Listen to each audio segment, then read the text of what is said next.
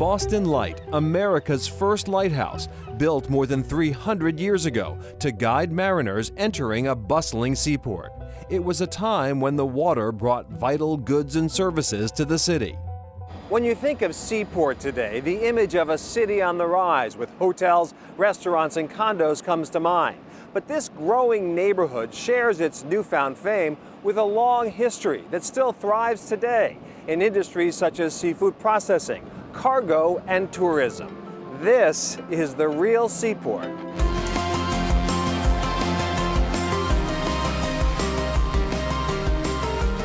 This head-turner, MSC Meraviglia, recently called on Boston during its inaugural North American voyage. The billion-dollar vessel is the largest ever to port here, a good omen for the cruise industry.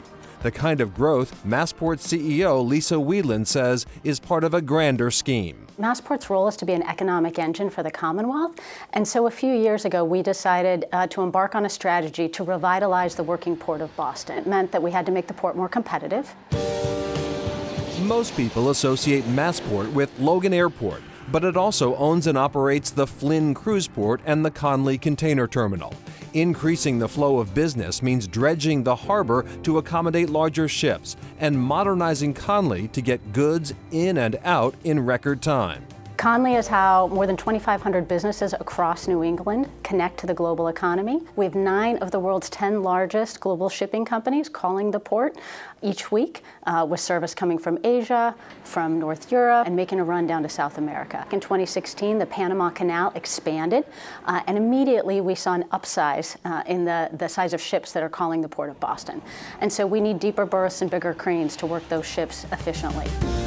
Across the way, the growing lineup of cruise ships is a welcome sight, says the new CEO of the Greater Boston Convention and Visitors Bureau, Martha Sheridan. The busier this cruise port is, the better it is for Boston and really all of Massachusetts. Millions and millions of dollars are spent in our economy as a result of the 400,000 cruise passengers that come through our city every year. They can come here even when our hotels are filled and drop thousands of people into the city of Boston. It represents the icing on the cake, so to speak. Colorful, elegant cruise ships speak for themselves. Less elegant are those that transport cargo. Picture this the next time you check the box for express delivery.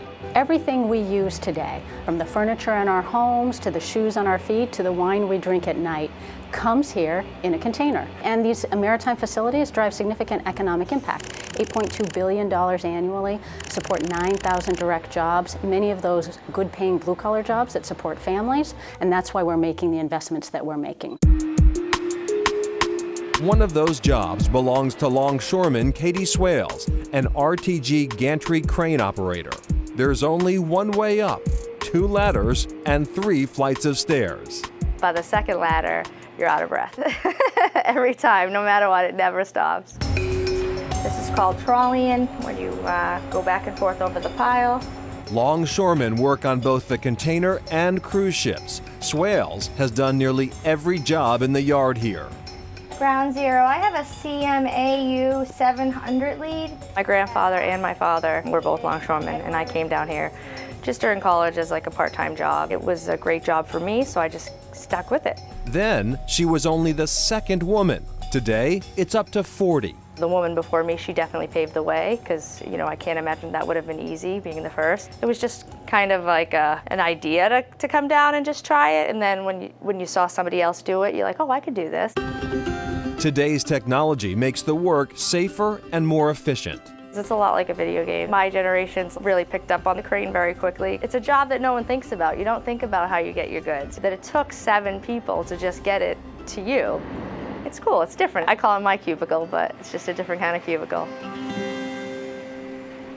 And Massport just added to the number of cranes operating at Conley Terminal, all part of an effort to be more competitive and efficient. You know, truckers love it because the turnaround time at the yard is about 30 minutes. That's much faster than New York, and they've got almost instant access to the Pike and 93, so it's great for them.